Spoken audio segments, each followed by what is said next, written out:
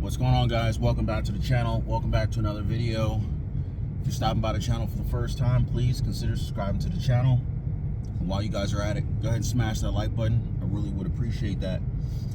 Today's video, guys, we're going to talk about a number of different things. We're going to talk about the U.S. economy. We're going to talk about inflation. We're going to talk about Fed Chair Jerome Powell's latest decisions. We're also going to talk about the Fed's future decisions and what this is going to do, how this is going to impact everyday Americans, low-income Americans, middle-class Americans, high-income Americans, Americans with wealth, Americans without assets, with no assets. And unfortunately, these decisions are going to harm Americans with little to no assets more than any other. If you're on a fixed income, even worse. If you're on a fixed income, like, for example, you're a salary worker and you don't get bonuses through your employer. Even worse, if you're a low-income salary worker with no bonuses. If you are low-income Social Security, SSI, SSDI. If you're a railroad retirement beneficiary, you will also be affected by these changes. Now, one of the first things that I started to notice, especially this year, and you guys can comment down below, let me know if you guys have observed the same things. Here we are. This is Christmas season. We're approaching Christmas in about a week or so. And we're seeing fewer people out shopping. Now, this is a big impact to our local economies, because even if people are ordering gifts online, that puts the local retail stores at risk. If you work at a retail store, I don't care if it's Walmart, Target, Costco, Bed Bath & Beyond, Best Buy, think about it. If people are ordering products online more than they're coming into the physical stores, why do they need to keep those stores around? Why not just shut those stores down? And this is what we're seeing more and more of. Matter of fact, recent report came out that said Walmart, of all places, this is where low-income Americans typically shop. Middle-class Americans will shop there. High-income Americans will shop there. Why? Because Walmart is known for a decent deal. Now, I know a lot of people don't necessarily care for Walmart's practices, but it is what it is. Yes, small businesses have been affected by Walmart's being in certain areas. Small businesses have been shut down as a result of not being able to be as competitive with pricing as Walmart has been. However, Walmart recently reported that in more than 200 stores, be prepared for this. Major change coming from Walmart, right? A lot of changes coming down the pipeline. And I don't know how much they're going to be charging people for this, but this is a big change. Now, we saw this change in other stores. I'm trying to think, who was the first? I don't remember who the first that I saw this major change come from. But this is going to hit the pocketbooks of those who are living paycheck to paycheck the most. Those who are paying credit card interest because they're unable to pay the balances off at the end of the month. This is going to affect whoever is, this is going to affect lower income Americans. So, your Social Security recipients, if 90% or more of your income is coming from, say, Social Security, SSI, SSDI, if you qualify for SNAP or EBT benefits, chances are this is going to affect this group of people more so, just because the recession and inflation, it's kind of like it's like a building, it's kind of like the ocean. Imagine like an oceanfront building, right? An oceanfront, beautiful resort, like 20-story, 40-story, 50-story building. If you're on Social Security, SSI, SSDI, if you're a low-income American, you're probably on that first floor. You're on that first floor, maybe on the second floor. The worse off your financial situation is, the lower you are in the building. Now, if you are an American who's investing in the stock market, you've built up a substantial brokerage account, a substantial investment portfolio, you've got some wealth, you're investing, you've created multiple streams of income, you have the ability to increase your income through maybe commissions, higher bonuses through your job, through your company. Maybe you've got an online business that's fairly automated. You've got, you've got your web hosting in place. You've got e-commerce transactions taking place, because this is where people are buying. People are buying online. People are not in the stores. We were just in the stores. People are not there. It's not a ghost town. Don't get me wrong. I'm not trying to scare anybody, but it's not like it once was. Now, Walmart reported that in over 200 stores, they're now going to be charging people for bags. They're going to be charging people. Oh, you didn't know that? Yeah. No. My wife is holding the camera for us. Dang, So, over 200 stores. Now, here's the thing. You might think, oh, it's only 200 stores. Probably won't be my store because there's so many Walmarts in America. Probably won't be mine. But guess what? What have we seen? This is the pattern, folks. We see this all the time. When Walmart does one thing in one area, they start off small. They observe the results before rolling it out widespread to all other stores. So it might start off in 200 stores now, and this is like a pilot program, basically. So once they see the results, once they see how much money they're making, right? And what they'll probably do, and I don't know this for sure, but I'm just going to assume they'll blame it on, they'll tie it to some form of climate change, climate control, some type of, basically, they're not going to say, hey, we want to make more money. We're trying to increase our revenues for our business and spread our profit margin. They'll say something to the effect of, due to environmental awareness, or, to protect the environment, we're going to start charging people to discourage them from using bags. But what the real thing is, and I don't know if they're really going to do this, but this is usually what companies will do. They'll put some political correctness on the decisions that they make that ultimately end up costing people money or costing people jobs.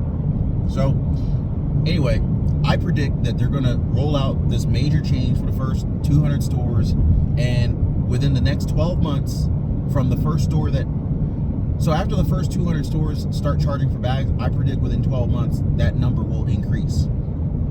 I don't know how much they're going to be charging people for bags, but I'm just saying.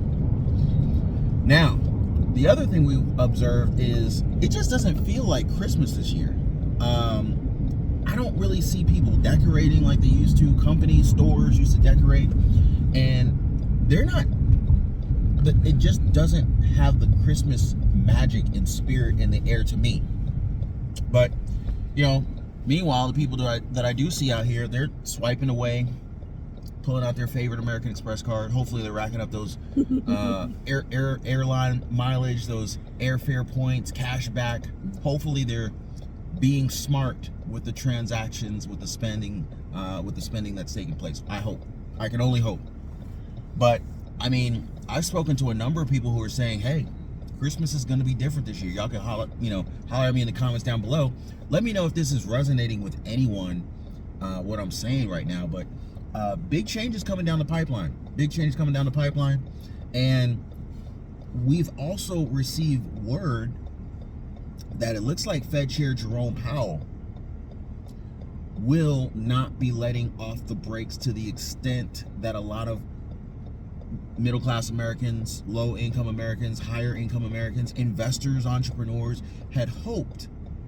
And it looks like Fed Chair Jerome Powell does not care if he crashes our economy. Now, this is very concerning, because when we see an economic collapse, when we have an economic crash, the first people who are impacted are those who are on the lower floors, like we talked about.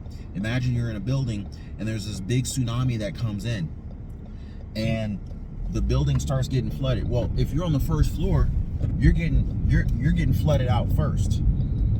And the more financially secure you are, the higher of a floor you're at.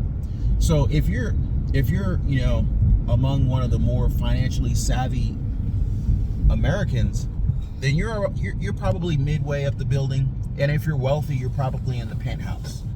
So it's like, if you're in a strong financial situation, as the floodwaters are coming in, you can look out your window and see people are struggling, but it's not quite affecting those people as much because they're on a higher floor. But if you're on the low income side of the game, small changes like the price of gas, cost of fuel, diesel, unleaded, ethanol, cost of food in the stores. If your grocery bill goes up $20, that could wipe a family out. Some families are telling me they're not even getting more than $20 on their EBT and SNAP benefits. So that's a tremendous impact on, obviously, the lower income side of the game. And if we're seeing reduced economic activity at these retail stores, who do you think is going to get hit first?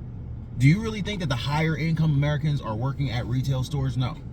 So, as retail jobs get eliminated and wiped out, again, it's hitting that lower income segment of the market, which I mean, like, this is the bread and butter of our economies. Imagine you go into your favorite stores and there's nobody in there.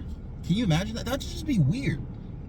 But think about how many people like feed their families off of these, they're lower paying jobs, but they're still needed.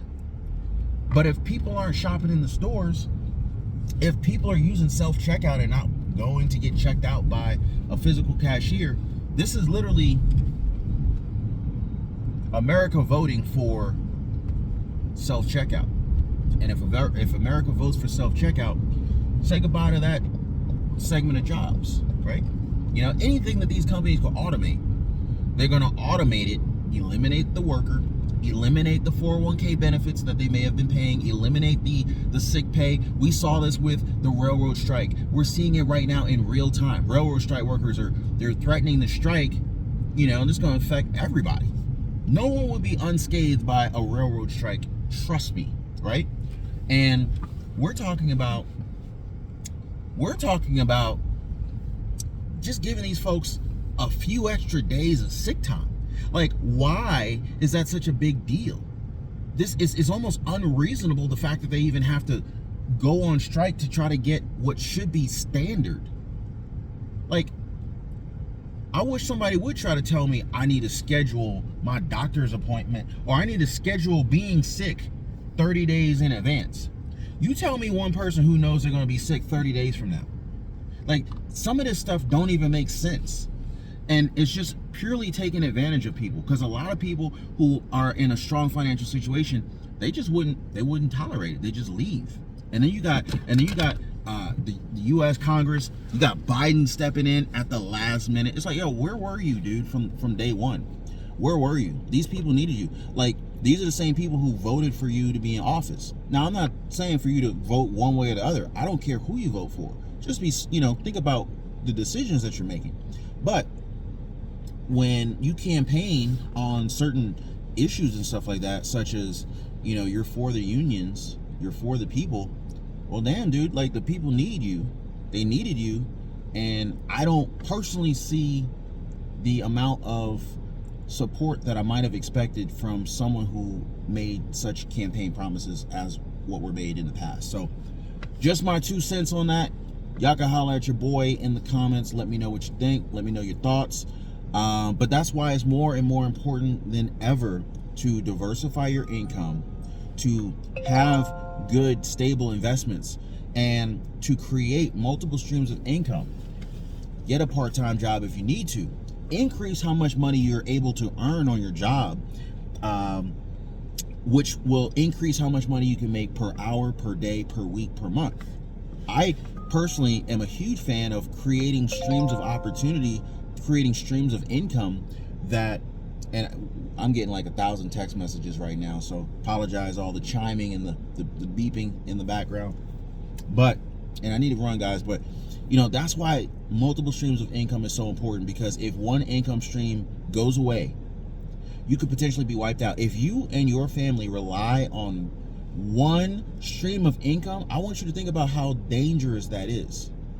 Imagine you taking a 1,000-mile road trip and you don't have a spare tire in the trunk. I mean, Just imagine how you just could be stuck in the middle of the road. It might be 100 miles for the next service station. It could be. It's not wise to allow yourself to be in a situation where you only have one stream of income. Even worse if that one stream of income is low. So just wanted to share these tips with you guys. That's why I'm sharing more and more information on side hustles, creating online businesses, e-commerce, whether you want to invest in the stock market, generating monthly, quarterly dividends through dividend paying stocks. I'm leveraging platforms that allow you to invest in these expensive stocks very, very cheaply just to get started.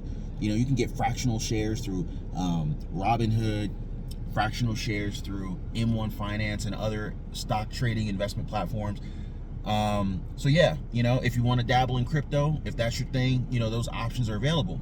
But, you know, multiple streams of income is going to be the name of the game, because a lot of shifting is going to be happening going forward. And if you don't have a high interest, high yield savings account for your investment, for your emergency fund, I strongly suggest you consider getting one. So I've shared some links with you guys in the description down below this video for high yield savings accounts.